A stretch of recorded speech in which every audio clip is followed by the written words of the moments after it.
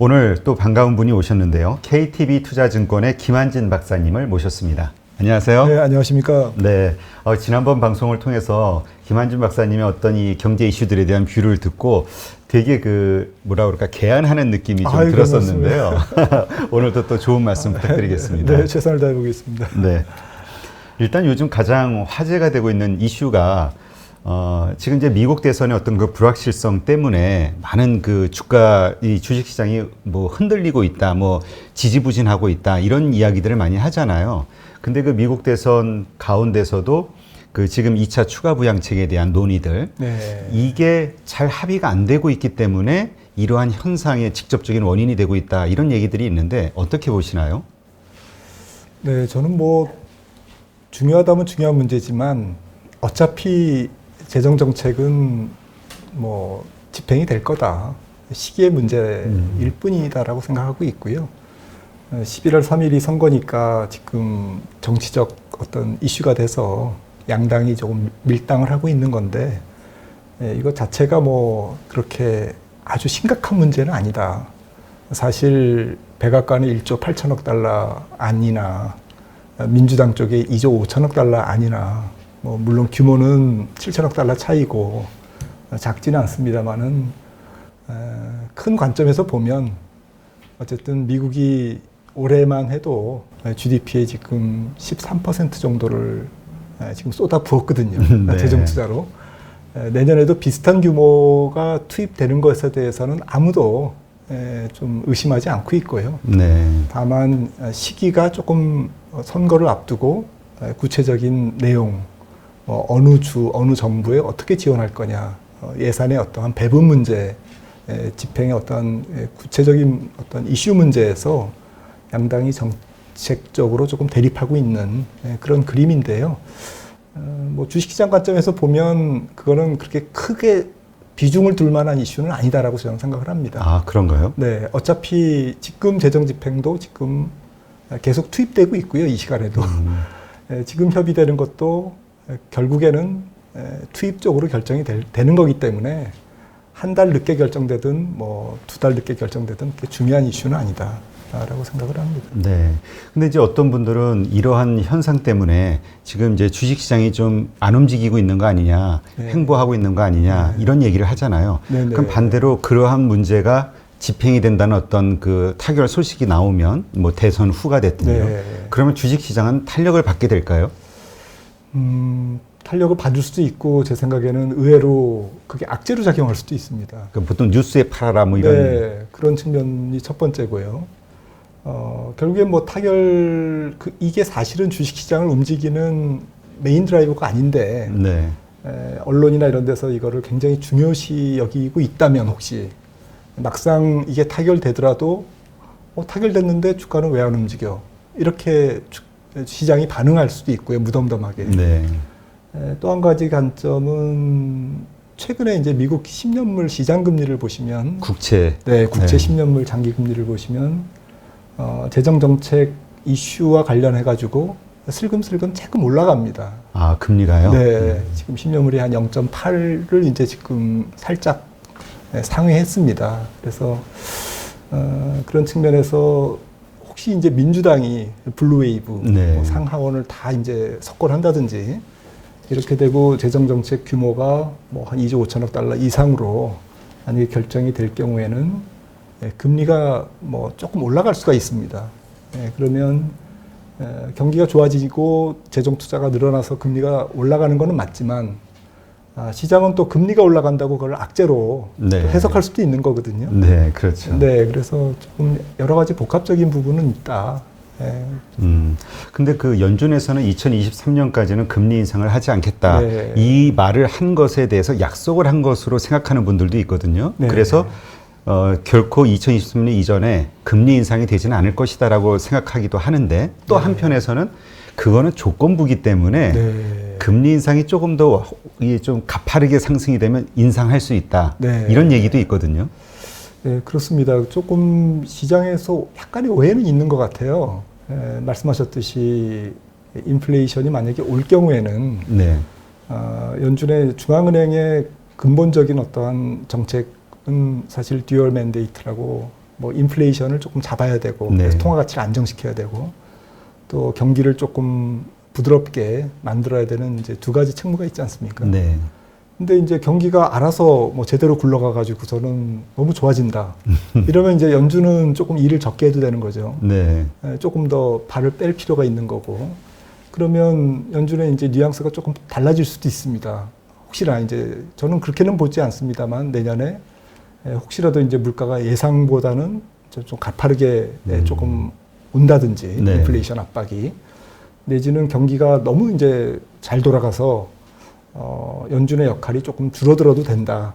이런 컨센서스가 형성된다든지 이러면 연준은 조금 생각보다는 조금 앞당기겠다. 이걸 점도표라든지 이런 걸 통해서 통화정책회의에서 연준 위원들이 조금 시장에다가 소통을 할 수가 있는 거거든요. 네. 얼마든지 소통 불가한 게 아니기 때문에 어쨌든 소통하면서 하기 때문에 그 부분은 이제 천천히 생각해도 되는데요. 네.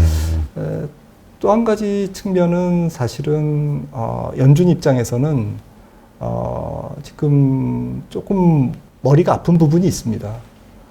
정책의 어떠한 초점을 반드시 지금 부양적인 어떤 스탠스를 계속 유지함으로써 생기는 부작용, 네. 이 부분을 계속 무시하고 갈 거냐, 이런 부분에 대한 한켠에서는 조금 논의가 있을 겁니다, 분명히. 그래서 이런 부분들을 좀 종합적으로 생각해 볼 필요는 있죠. 네. 근데 이제 지난번 그 FOMC 이후에도 그렇고 뭐 기회 될 때마다 그 연준 파월 의장은 이제는 재정 정책을 펼쳐야 될 것이다. 뭐 필요가 있다. 급하다. 뭐 이런 식의 얘기를 자주 하잖아요. 이제 그러한 어떤 액션을 보고 어떤 분들은 연준이 더 이상은 어떤 그 뭐라 그럴까 시장을 그 도와줄 수 있는 힘이 없는 거 아니냐. 그래서 좀 불안하다. 이런 얘기 하시는 분도 있거든요. 이런 생각을 갖는 거는 맞는 건가요? 네. 어쨌든 지금 통화정책이 할 수 있는 것보다는 재정이 조금 나서서 일을 더 많이 해야 된다라는 게 많은 경제학자들의 뭐 중론인 것 같고요. 지금 올해만 그 차트를 한번 보시면은 주요국 네. 재정 투자 규모, 국민 총생산 대비 비중인데요. 네. 각국의 경제 규모 대비 몇 퍼센트를 투자했나. 미국이 뭐 단연 1위지 않습니까? 아, 그러네요. 예.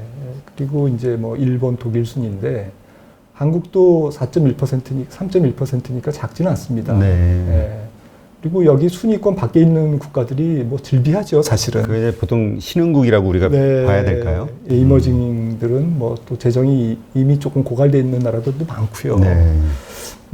아무튼 미국은 기축통화국이기 때문에 결국 정부가 조금 빚을 내서 네. 재정 부담을 지고 이런 저금리 기조에서 조금 채권을 조금 더 발행해서 발행 비용이 낮기 때문에 현재 네. 물론 이제 앞으로 금리가 올라가면 그게 이제 조금 부메랑이 돼서 부담으로 올 수는 있습니다만은 현재로서는 일단 재정이 조금 해야 될 일이 조금 더 많다. 특히 미국의 SOC라든지 이런 부분도 지금 굉장히 노후돼 있고 네.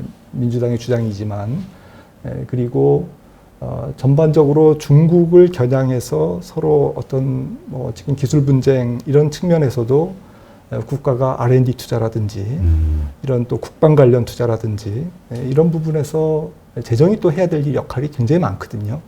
복지도 복지지만 네. 이제 그런 관점에서 경기에 대한 실질적인 부양을 좀 어떤 장사포 가지고 어떤 해서 이렇게 통화 정책은 조금 오버럴하게 네. 전반적으로 이렇게 타겟팅한 정책은 아니지 않습니까? 네, 그렇죠. 네, 그 금리를 낮춰서 경기를 부양하는 효과는 아무래도 이제 조금 약하죠. 네. 구체적으로 타겟을 정해서 조준 사격을 해야 되는데 그런 관점에서도 재정 투자의 역할은 점점 더 커지는 것 같고 미국은 또 그럴 능력이 있다. 기축통화국이기 때문에. 네. 생각합니다. 그러니까 이번에 그 IMF에서 10월 달에 발표한 그 전망치를 보니까 경제 성장률 네. 그 6월 달인가요? 6월 달에 비해서 확 이제 좋아진 곳도 있고 그대로인 곳들도 있었잖아요. 네. 근데 이제 미국 같은 경우가 뭐 4%가 뭐 4% 전후 이렇게 크게 뛰어 올랐고 예상치보다 좋아졌고 뭐 한국도 그렇고 중국도 뭐 어느 정도 뭐 1, 2%, 2, 3%뭐 이렇게 좋아진 것 같은 그런 기억이 나는데 근데 이제 한 가지 그때 제가 이상했던 게 이런 식으로 다 좋아졌는데 보니까 일본도 미국 다음으로 큰 재정을 네. 투자를 했잖아요. 네. 근데 일본은 그대로더라고요. 좋아지는 게 없이. 네. 왜 그런 이런 현상들이 벌어질까요? 저희는 그래도 약간 3점 뭐 미국이나 이런 데 비하면은 일본이나 독일이나 유럽 국가들에 비하면 좀 낮은 수치잖아요. 네. 그런데도 이렇게 좋아지고 중국도 마찬가지고. 근데 유럽이나 일본은 되게 안 좋은 것 같아요. 예, 지금 일본 같은 경우도 지난 뭐 1980년부터 잃어버린 뭐 1990년부터 잃어버린 10년, 20년이 시작됐다고 하는데 재정의 소위 유효성에 대한 논란이 굉장히 많은 국가입니다. 일본이. 예, 그래서 결국 좀 노령화가 되면서 인구가 고령화되면서 복지라든지 이런 경직성 지출이 굉장히 많아지고 있고 또 코로나19 때문에 지출된 것도 있지만 기본적으로 재정이 상당히 조금 그 비효율적으로 집행되는 국가 중에 하나거든요. 네. 유럽 국가들도 대체로 부채 비율, 국가 부채 비율도 높지만 일본도 마찬가지입니다만은 국가 부채 비율이 굉장히 높은 상태에서 고령화가 상당히 진행된 국가들. 그래서 헬스케어라든지 이런 그 노령 인구에 대한 지원 이런 쪽이 좀 많은 편이고요. 미국 같은 경우에는 이번에 그냥 그 아예 작심하고 지출을 그렇게 한 측면이 있죠. 네. 그러니까 특히나 소득에 바로 사람들한테 거의 주사기로 집어넣듯이 미국은 이번 경기 부양의 특징이 인프라 투자라든지 이런 쪽이 아니라 소득 지원, 네. 바로 중소기업 지원 쪽으로 그냥 바로 들어간 거고요. 반면에 이제 다른 나라들은 조금 다른 쪽에 어떤 지출이 많고, 특히 중국 같은 경우는 소득 지원보다는 인프라 투자 이런 쪽에 지원을 하다 보니까 최근 경제 지표를 조금 최근에 보니까 미국 같은 경우에는 소비가 그냥 아주 그냥 확 살아나요. 확실하게 올라갔고요. 다른 나라들은 재정 지출이 뭐 여러 가지 생산 지원이라든지 인프라 투자에 집중하다 보니까 소득 증가보다는 생산 증가 쪽에 조금 초점을 그 방점이 찍혀 있습니다. 그러다 보니까 소득의 비중이 높은 GDP에서 미국 같은 경우에는 바로 성장률에 바로 업 효과가 즉각적으로 나타난 거죠. 네. 그러면 지금 이렇게 모든 유럽 국가들도 그렇고 그렇게 돈을 쓴 어떤 규모나 그 형태를 봤을 때 그 국민들에게 직접 소득을 지원해준 미국의 성과가 가장 좋았다는 데이터가 나온 거잖아요. 그러면 이게 다른 나라들에도 이게 다 적용될 수 있는 데이터인가요? 미국만의 어떤 특징이라고 봐야 될까요? 글쎄요, 뭐 저도 정확하게 분석은 안 해봤습니다만은 조금 미국이 그런 재정 정책의 효과 면에서는 좀 탁월하다. 소비에 바로 지원을 했고 GDP 대비 소비 비중이 60-70%가 되다 보니까 그 효과가 즉각적으로 나타났고, 또 코로나19의 어떤 그 락다운에 따른 피해 어떤 이런 부분들에 대해서 가령 우리나라 같은 경우는 사실 전 세계 평균 확진자나 사망자 수로 비교를 하자면 한 15분의 1 정도밖에 안 됩니다. 네. 그런데 그런 거에 비하면 3%대의 재정 지출은 굉장히 과감한 그런 재정 지출에 속하는 거고요. 미국이나 일본, 독일 같은 경우는 어쨌든 코로나19에 대한 그 타격이 컸기 때문에 네. 그거 락다운을 어쨌든 보존하는 그러한 정책이 굉장히 공격적으로 이루어진 건데요. 모르겠습니다. 이제 앞으로가 문제인데 제 생각에는 결국 앞서 말씀드렸듯이 미국을 제외한 거의 대부분의 국가들이 국가 부채 비율에 상당한 부담을 느끼고 있고, 특히 신흥국 같은 경우는 최근에 오히려 뭐 금리를 내려야 될 판에 올리고 있거든요. 환율 방어를 위해서. 네. 이런 판에 국가의 빚을 더 내서 이렇게 경기를 부양하기는 굉장히 쉽지 않다라는 거죠. 그러니까 정말 뭐 하고는 싶지만 미국을 제외하고는 나머지 나라들은 기축통화국이라 실제로 그렇게 과감한 재정 투자를 하기가 녹록하지는 않을 것 같습니다. 네, 그렇군요. 그래서 그 말씀하신 대로 그 미국 같은 경우 그 1차 재정 부양책을 썼을 때 그러니까 돈을 주니까 소비가 확 살아났던 그 네. 데이터가 있어서 이번에 2차 부양책이 되면서 돈을 또 한 번 풀면 네. 더 확실하게 살아날 것이다에 대한 기대감을 많이 갖고 있는 것 같더라고요. 네, 뭐 물론 이제 하지만 미국도 이제 국가 부채 비율이 올라가고 또 재정 지출과 수입 간의 이제 갭이 계속 벌어지게 돼 있거든요. 한 30년 후에는 한 10% 정도 벌어질 걸로 지금 미국 예산국에서 전망을 하고 있습니다. 그러니까 당장 벌어지는 일은 아니지만 조금씩 재정 수입과 지출의 괴리, 그러니까 재정 적자 폭이 커져가지고 그만큼 적자 국채를 발행해야 되고 이 적자 국채를 발행하다 보면 채권 시장에서 금리가 올라가는 그런 네. 부작용이 나오고 또 민간에서 투자해야 될 자금을 정부가 너무 끌어다 써서 또 민간보다는 비효율적인 어떤 사용을 하다 보면 미국 전체의 잠재 성장률이라든지 경제의 효율성이 좀 떨어지는 그런 부작용도 앞으로 우려가 되죠. 네. 하지만 뭐 그거는 뭐 장기적인 얘기고요. 네. 아까 말씀하신 것처럼 만약에 어떤 경제의 어떤 그 급격한 변화에 의해서 금리 인상을 2023년 이전에 해야 될 어떤 가능성들이 있을 때는 사전에 뭐 점도표라든가 네. 이런 걸 통해서 미리 경고는 미리 해주는 거죠. 갑자기 오는 게 아니라. 네, 그렇습니다. 그리고 시장 금리를 아까 잠깐 말씀드렸지만 연준이 지금 금리를 올리지 않더라도 지금 그 페드 펀드 레이트 우리나라 따지면 콜 금리 목표가 0에서 0.25지 않습니까? 네. 그런데 이제 금리가 올라갈 것 같고 물가 압력이 커지면 0.25가 상한선이긴 하지만 이펙티브 실제로 시장에서 거래되는 콜 금리는 0.25에 가깝게 움직입니다. 지금 그 0%에 오히려 가까운데 네. 이게 0.25에 가까워지고 10년물 국채 10년물과의 스프레드 그 괴리가 그 갭이 역사적으로 보면 한 100bp 정도까지도 올라가거든요. 150bp 심지어. 네. 그러면 10년물이 1.5%까지도 갈 수 있다는 얘기입니다. 현재 제로 금리지만. 금리가 확 올라가네요. 네. 그런 정도가 가도 전혀 이상할 건 없다라는 거죠. 물가 상승 압력이 계속 온다. 앞으로 국채 발행이 계속 증가한다. 이러면 시장에서는 금리가 움직이죠. 네. 자산 시장의 한 부분이기 때문에 채권 시장도. 그러다 보면 이게 연준이 금리를 올리겠구나. 오히려 시장 금리를 보고 판단할 수도 있고요. 네. 연준의 스탠스가 바뀌어지겠구나. 이렇게 되다 보면 저금리에 상당히 의존적인 경제 구조와 자산 시장, 특히 주식 시장, 주택 시장이 부정적으로 움직일 수도 있는 거죠. 네. 그러겠네요. 그러면 지금 말씀하신 대로 2차 부양책의 합의 이것이 큰 주식 시장에 미치는 영향이 크지는 않은 거라고 우리가 생각한다면 이런 지지부진한 어떤 현상은 이유가 왜 그런 거라고 추론할 수 있을까요? 주식시장 네네. 관점에서요. 주식시장. 저는 뭐 저번에 출연했을 때도 살짝 말씀을 드렸던 걸로 기억이 납니다만은 외부의 악재가 주식시장을 무너뜨리는 경우는 거의 드물고요. 오히려 일시적으로 뭐 전쟁이라든지 테러라든지 이런 경우는 열의 9은 오히려 주식을 사는 기회로 그렇죠. 작용을 했고요.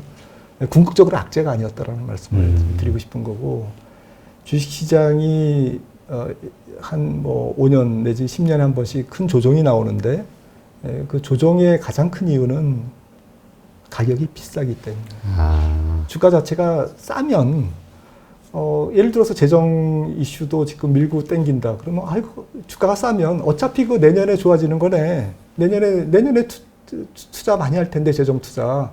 오케이 지금 주식 사자. 이렇게 해서 주가가 올라간다고요. 네. 근데 주가가 많이 올라가 있으니까 조금만 이렇게 조금 뭐 미국의 정계에서 재정 이슈를 가지고 티격태격 해도 야 이거 불확실성이다. 이거 뭐 이러다가 재정 투자 안 하는 거 아니야? 뭐 이렇게 의심을 하게 되는 거죠. 이런 부분들이 저는 다 주가가 많이 올랐기 때문에 재발이 저려서 지금 생기는 이슈다 이렇게 생각을 합니다. 그렇군요. 네. 그 말씀을 들어보니까 사실 그 미국의 주가가 아주 급격하게 오르는 그 상황을 보면은 그 코로나가 심각하게 막 확산되면서 희생자 막 전례 없이 막 늘어나고 그럼에도 불구하고 악재가 막 터지는데도 주가는 계속 올랐잖아요. 그렇습니다. 그러면서 이유를 유동성에서 찾았고요. 네, 맞습니다. 그러니까 어떤 이유 때문에 지금의 어떤 시장의 모습이 보이는 게 아니라 말씀하신 그러한 그 밸류의 문제 때문에 네. 그런 것들을 탓을 삼아서 조정을 보이는 그렇게 이해를 해야 될까요? 맞습니다. 말씀해 주셨지만 사실 3월 말부터 지금까지 6개월 이상 주가가 굉장히 강하게 상승한 이유는 3월 28일 날 연준이 무제한 양적 완화를 선언했고요. 네. 4월 첫째 주에 2조 5천억 달러의 재정 부양책을 했고 6월 15일인가요? 연준의 회사채 매입 선언을 했죠. 네. 그런 통화 재정 정책이 그 강력한 정책들이 나오면서 오히려 팬데믹 상황이 호재로 작용한 겁니다. 어차피 팬데믹 때문에 생긴 일시적인 2, 4분기의 경기 위축은 다음에 더 강력한 회복으로 이어질 것이다라는 것은 거의 분명하기 때문에 네. 코로나로 인해서 사람들이 더 희생을 당하고 미국 전역이 사망자 수가 증가하지 않는 한 그런 일은 없을 것이다라는 것을 시장은 알고 있었기 때문에 오히려 정책 쪽에 반응을 하면서 주가가 팬데믹을 호재로 받아들인 거고요. 어떻게 보면 호재로 사용한 거죠. 네. 그리고 실제로 경기도 지금 3분기에 리바운드를 하는 거고, 그리고 특히나 뭐 2분기 2월에서 3월까지는 주가가 급락을 했기 때문에 네. 빅 드랍이 있었기 때문에 그 빅 바운스가 더욱더 강하게 일어날 수밖에 없었던 거죠. 네. 그러면 지금 뭐 이런 2차 부양책에 대한 불확실성, 그다음에 미국 대선, 뭐 트럼프 대통령의 뭐 불복 논란, 이러저러한 이유들이 다 해소가 된다 해도 이 주식시장은 그렇게 크게 움직일 거라고는 보지 않으시나요? 네, 저는 본질은 그게 아니라고 생각합니다. 어찌 보면 제 상상입니다만은 정확하지는 않습니다만 내년 상반기까지 일어날 일들은 대부분 주가에 다 반영이 돼 있다. 내년 상반기까지의 경기 회복. 일반적으로 뭐 주식시장은 한 1년 정도의 상황을 미리 선반영한다라고 실증적으로도 입증이 됐고 교과서에서도 그렇게 얘기를 하는데 실제로 투자자들은 현재 상황에 이렇게 조금 이렇게 그 집중하다 보면 현재 상황을 보거든요. 근데 오늘의 뉴스는 사실은 어제의 뉴스이지 않습니까? 네. 이미 지나간 이슈고 그러다 보면 사실은 내년 상반기까지의 경기의 흐름, 기업 이익, 그리고 내년 상반기에 집행될 뭐 민주당이 될지 트럼프가 재선될지는 모르겠습니다만 아무튼 크던 작던 재정 정책은 집행이 될 거고 네. 또 적게 재정 집행이 되다 보면 또 그때 가서 또 더 많은 재정 정책을 뭔가 의회에서 논의할 거고요. 네.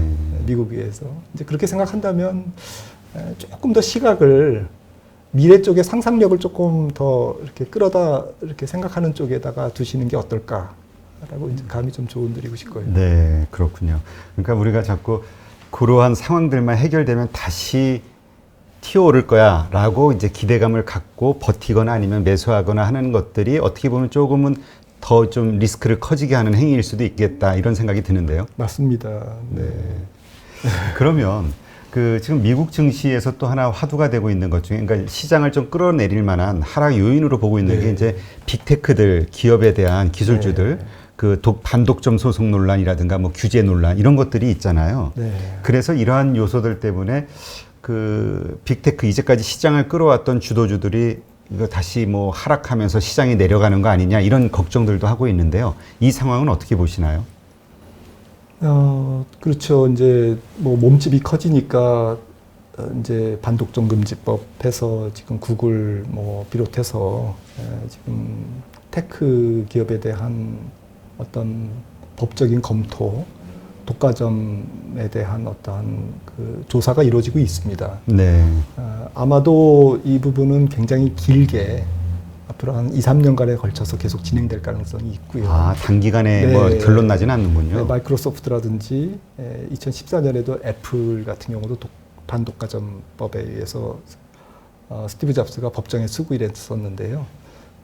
결국엔 뭐 그게 악재로 작용하지는 않았죠. 네. 어찌 보면 뭐 빅테크 기업들의 올 게 왔다, 올 것이 왔다라고 보이고요.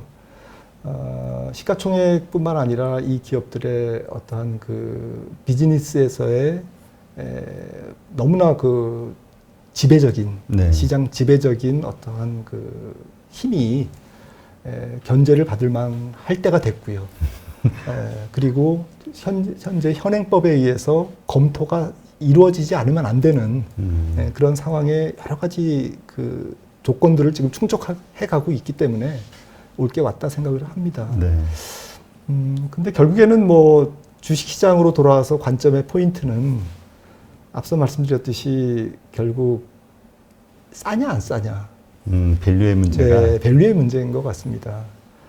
뭐 이게 비싸지 않다라고 주장하시는 분들은 이 기업들은 성장을 위한 굉장히 그 지금 투자도 많이 하고 있고 또 능력도 있고 뭐 또 부자 기업이고 현금도 많거든요. 네, 그렇죠. 네. 아니 어제 우리 뭐 시총보다 뭐 더 뭐라 그럴까 시총에 비교할 만큼의 어떤 개별 기업의 가치가 그 정도가 되니까 네, 네. 엄청난 거죠. 네.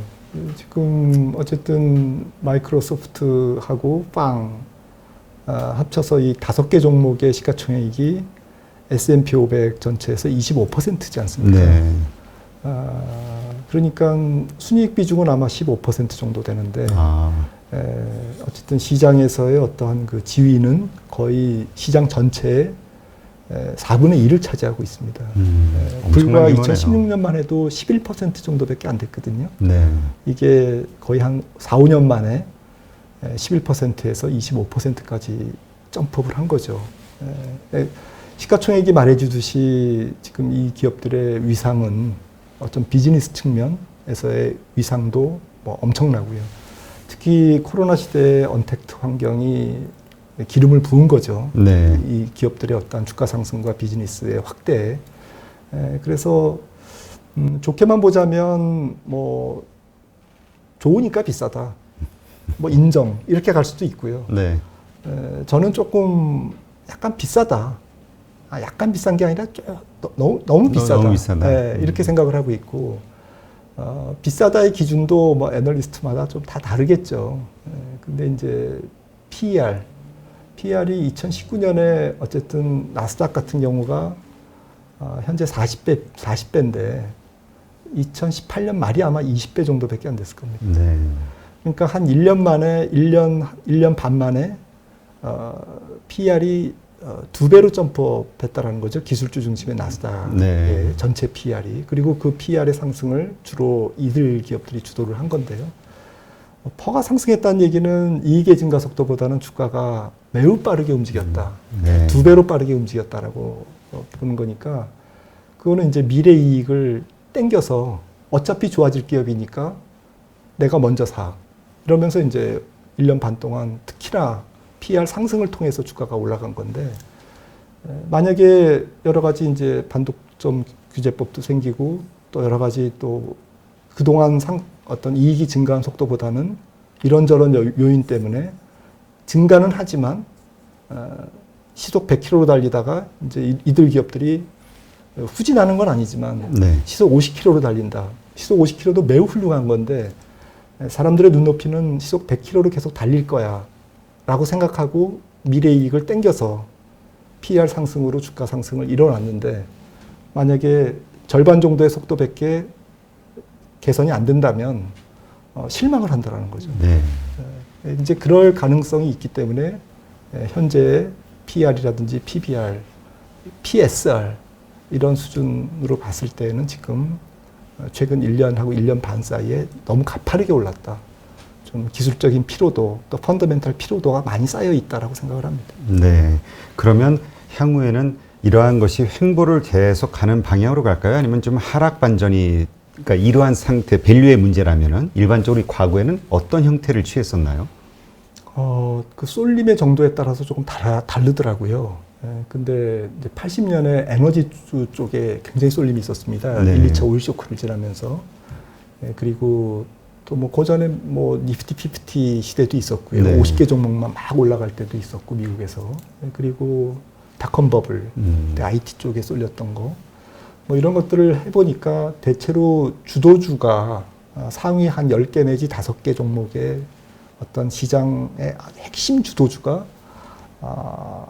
너무 이제 쏠림이 커지면 대략 시가총액 전체에서 20%를 넘어가면 조정이 좀 오더라고요. 네. 그리고 그 조정은 보통 2단계로 이렇게 조정이 일어납니다. 뭐 크게 보면 한 3단계. 네. 첫 단계는 조금 이 주도주들이 한 10% 정도 조정을 보입니다. 네. 그리고 다시 한번 트라이를 하지만 전고점을 돌파하려고 다시 시도를 하지만 또 부딪히고 그렇게 해서 일종의 매물벽을 쌓는다든지 뭐 이렇게 조금 주가가 어쨌든 이 천장에 부딪혀서 시원스럽게 뚫고 올라가지 못하는 현상이 일어나면서 이 주도주들이 고점 대비 한 10% 정도 조정을 보이는 사이에 주도주는 어차피 또 갈 거야. 그 사이에 좀 덜 올랐던 걸 조금 매매하자. 네. 그래서 이제 순환매가 돕니다. 가치주라든지 배당주라든지 네. 뭐 에너지주라든지 산업재라든지 소비재라든지 이렇게 금융주라든지 돌고 지금이 그런 1단계 만약에 이제 이게 조정 국면이다라고 생각하면 네. 조정이 1단계 국면의 전형적인 모습이고요. 네. 2단계는 조금 더 이제 본격적으로 조정을 보입니다. 아, 더 큰 폭의 하락이 있다. 큰 폭의 하락을 보이는데 이때는 사실은 그 이익이 증가를 안 하는 경우에 더 큰 폭의 하락 주가 하락을 보이는 게 당연하겠죠. 네. 근데 앞서 PER, PSR, PBR 이런 멀티플 주가를 어떤 그 펀더멘탈로 나눈 네. 이 멀티플이 올라가면서 굉장히 가파르게 올라가면서 주가가 올랐다고 말씀을 드렸는데요. 네. 만약에 이 분모가 되는 EPS라든지 주당 매출액이라든지 주당 순자산이라든지 이런 것들이 증가가 안 되고 오히려 거꾸로 가면 아니면 정체되면 반대로 주가가 이 펀더멘탈보다 훨씬 더 많이 빠집니다. 아, 그러니까 네. 주가는 항상 리레이팅만 있는 건 아니거든요. 네. PR이 올라가는 것만 있는 게 아니라 PR이 떨어지는 경우도 있는데 이익이 예를 들어서 감소하면서 PR이 떨어지면 주가는 훨씬 더 큰 폭으로 떨어지는 거죠. 네. 그게 이제 전형적으로 조정 장세의 어떠한 그 본론이 됩니다. 본류가 되는 거고요. 네. 특히나 지금 뭐 알고리즘 매매라든지 뭐 종목의 선물 매매라든지 아니면 섹터 ETF의 인버스 투자라든지 이런 쪽에 지금 상황이 발달돼 있기 때문에 시장이 또 주가가 빠지면 돈을 버는 뭐 공매도라든지 이런 것들이 있기 때문에 시장은 뭐 한 20% 빠지면 되는데 한 15% 빠지면 될 걸 또 훨씬 더 펀더멘탈보다 더 빠지는 거죠. 네. 과도한 매도가 일어나고요. 그리고 이제 세 번째 단계는 바닥을 기는 거죠. 시간 조정을 합니다. 기간 조정을. 그래서 이제 바닥 다지기가 일어나는 거죠. 만약에 지금이 하강 조정에 맞다면 지금 1단계 정도이기 때문에 2단계는 되게 이제 자비가 없고 급격하고 좀 거칠게 빠지는 이제 그런 과정이기 때문에 정말 이 2단계 조정이 올지 안 올지 이 시장 주도주 역할을 했던 이거 메가테크 종목들의 조정이 올지 안 올지에 대해서 더 깊은 고민이 필요한 시점인 것 같습니다. 네. 그러니까 이제 향후 이 메가테크 기업들의 실적과 주가의 하방뭐 이런 상승 이런 여러 가지 움직임을 통해서 2단계가 시작이 되는지 아니면 그냥 1단계 조정으로 끝나는 것인지 네. 이렇게 판단할 수가 있겠네요. 네네. 그러니까 어쨌건 우리가 막연하게 그냥 괜찮아질 거야라고 생각하기보다는 조금 긴장감을 갖고 네. 예, 뭐 그렇다고 떨어진다고 뭐 확실한 건 아니니까. 네, 끊임없이 의심을 하면서 네. 좀 살펴야죠. 네. 예, 아주 좋은 말씀이네요. 네, 알겠습니다.